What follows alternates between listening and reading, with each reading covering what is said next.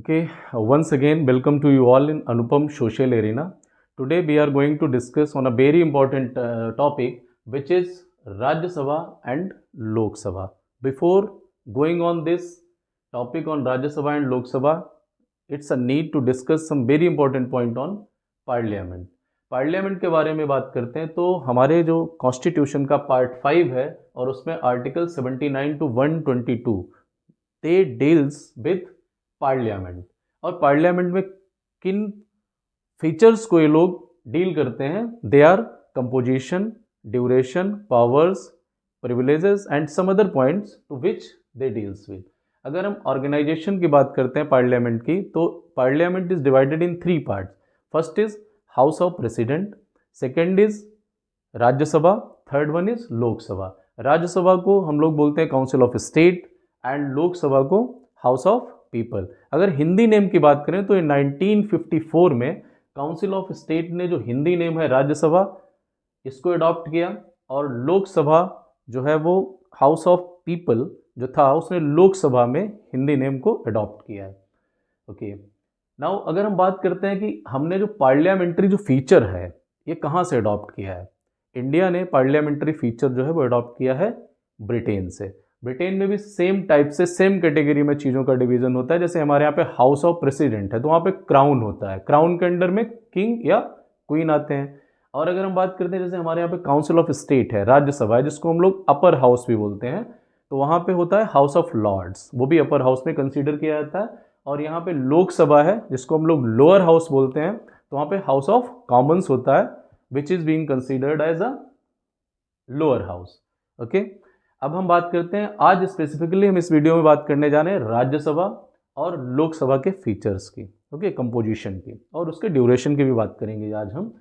तो राज्यसभा में जो मैक्सिमम स्ट्रेंथ हो सकती है वो है 250 मेंबर्स की, जिसमें 238 मेंबर्स हैं, they will be the representative from states and union territories, and rest 12 will be nominated by president. President तो नॉमिनेट करता है, और नॉमिनेट किसको करता है actually, by some specific fields, जैसे हो गया लिटरेचर हो गया, आर्ट हो गया, सोशल सर्विस हो गया और साइंस हो गया। इसमें वो स्पेसिफिक उनको नॉलेज होना चाहिए, ओके, या उनका इस फील्ड में बहुत ज़्यादा कुछ कंट्रीब्यूशन होना चाहिए, तो ऐसे मेंबर्स को प्रेसिडेंट नॉमिनेट करता है as a Rajya Sabha MP. Present time में हमारे राज्यसभा एमपी हैं वो है 245, उसमें 225 है they represents two states and 8 two union territories, and rest 12 again they are nominated by president. और अगर हम शेड्यूल की बात करते हैं, शेड्यूल जो 4th शेड्यूल है deals with allocation of seats in Rajya Sabha to the states and duties. 4th schedule में एक क्लियर लिखा गया है कि किस हिसाब से सीट्स का एलोकेशन किया जाएगा for states and union territories. अभी बार बार हम लोग बात करते हैं, कभी शेड्यूल की बात करते हैं, कभी पार्ट की बात करते हैं, कभी आर्टिकल की बात करते हैं, तो हमारा जो बात करते हैं, इट्स जो इंडियन कॉन्स्टिट्यूशन है, it's a lengthiest constitution of the world. तो इसको हम लोग किसी भी बड़ी चीज़ को डिवाइड करके रीड करते हैं, डिवीज़न में बात करते हैं, तो पढ़ना और लिखना आसान हो जाता है। ऐसे हमारे कॉन्स्टिट्यूशन को, क्योंकि ये बहुत ही बड़ा कॉन्स्टिट्यूशन है, लार्जेस्ट कॉन्स्टिट्यूशन है वर्ल्ड का, तो इसको हम लोगों ने क्या किया हुआ है कि पार्ट, शेड्यूल और आर्टिकल्स में डिवाइड किया हुआ है।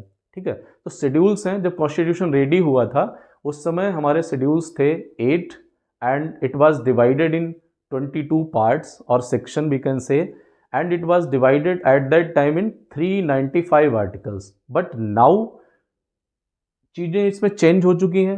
ओके, तो now we have 25 parts, 12 schedules and approximately 470 articles. Amendment होता है, चेंज होता है, चेंजेबल है, अमेंडमेंट हो सकता है कॉन्स्टिट्यूशन में, इसलिए जो है आर्टिकल्स वगैरह हैं वो वेरी होते रहते हैं।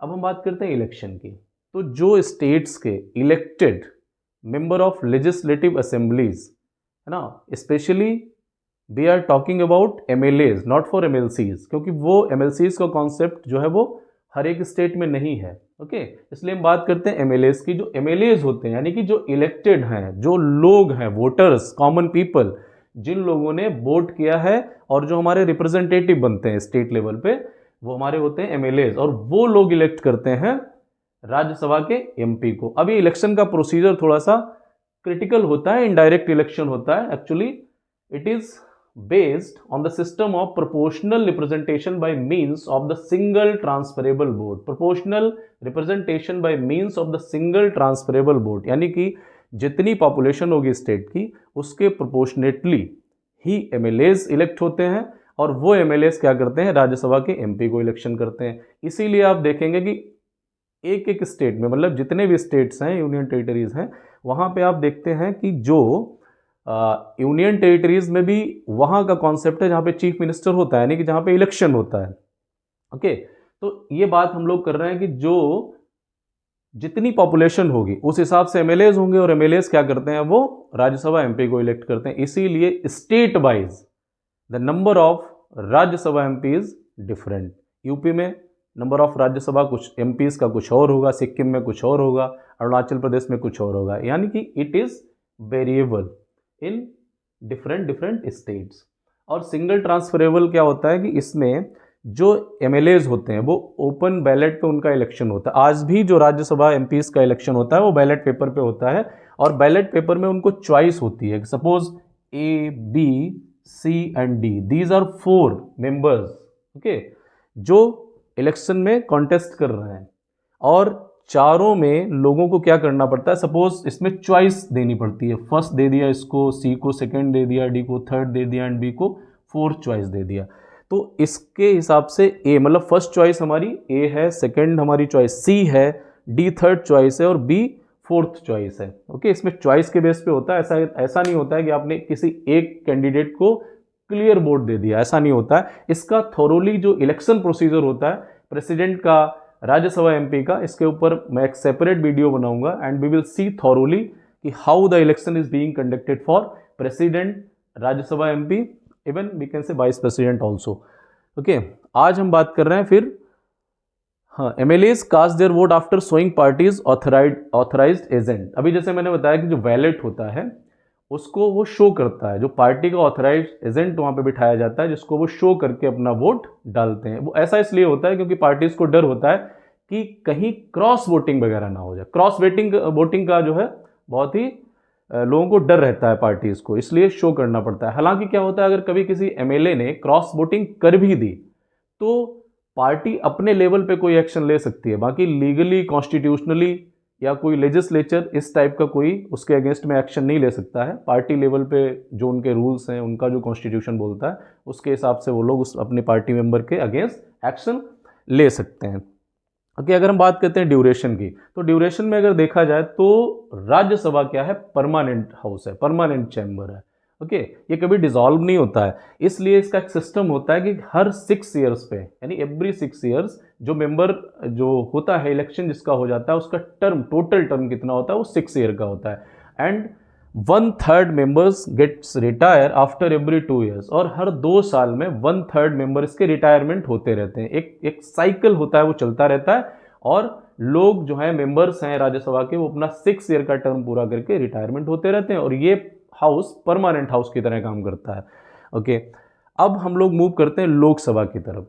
सेम बात करते हैं कि जैसे मैक्सिमम स्ट्रेंथ राज्यसभा की 250 थी, तो लोकसभा की मैक्सिमम स्ट्रेंथ जो हो सकती है वो 550 है।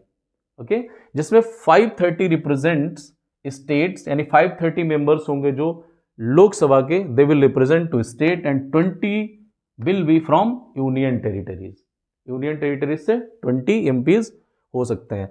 एट प्रेजेंट, अब आज के सिनेरियो में क्या चल रहा है, okay, there are 543 members of Lok Sabha, और इसमें भी हम बात करते हैं 524 they represents two states and 19 two UTs, union territories.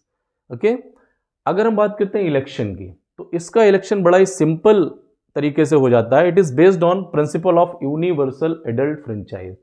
Okay, the people, the Indian citizens, those who are above 18 years of age, they have voting rights. They have these rights to cast their vote to elect the MP of Lok Sabha. वो लोकसभा के election में directly participate करते हैं, और इसका election direct होता है।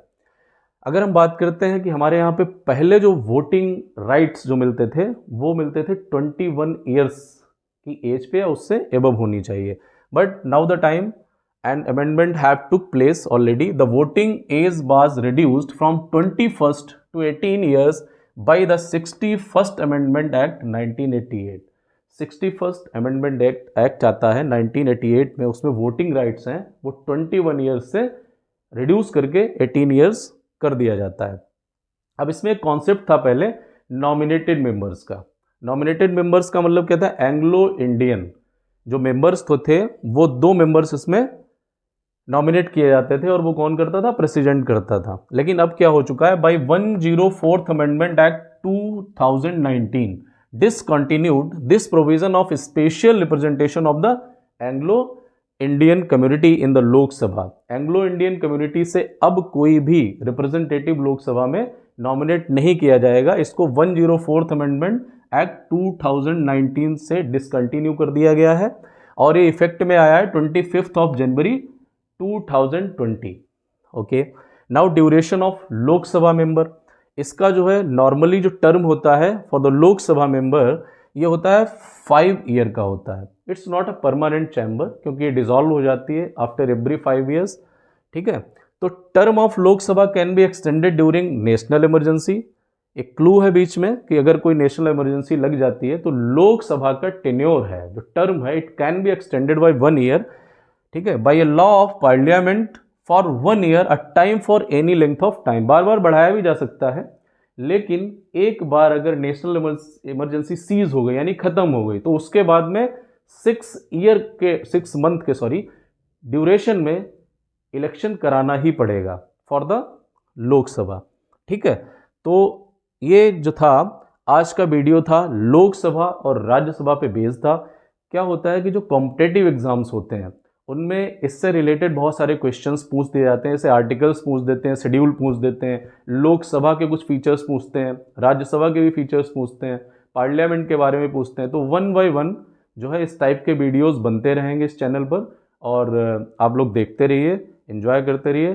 Thank you, thanks a lot to watching this video. Thank you.